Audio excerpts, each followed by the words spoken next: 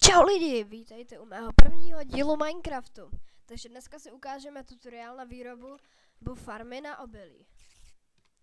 Takže, já už to tady jsem si tak trošku přichystal, ať to video není tak dlouhé a není to pro vás tak složité.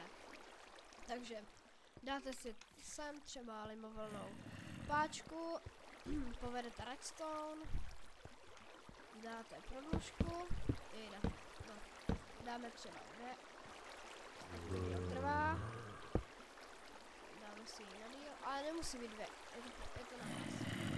Teď si dáte takhle, tady si připravíte takhle vodu, já si tady připravím už píst. Teď si to nevšímejte, tady, jo, budeme potřebovat lepivý písty. Tak, takže lepivý písty dáme takhle, čelem dolů. Dáte je po celé délce, jakože tady je voda. Takže toto, kde je ta voda, to takhle zakryjete. Pardon. Tak. Jejda.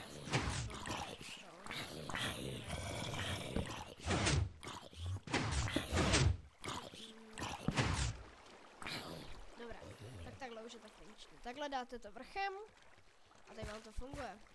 A když páčku zmáčknete znova,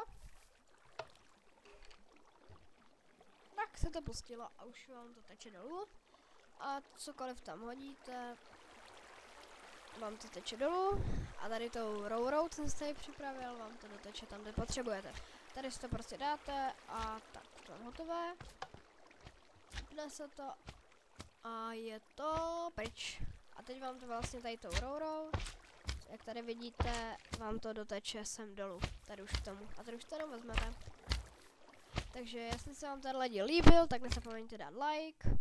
A kdybyste chtěli v příštím díle něco konkrétního, tak mi tak stačí napsat. Tak čau!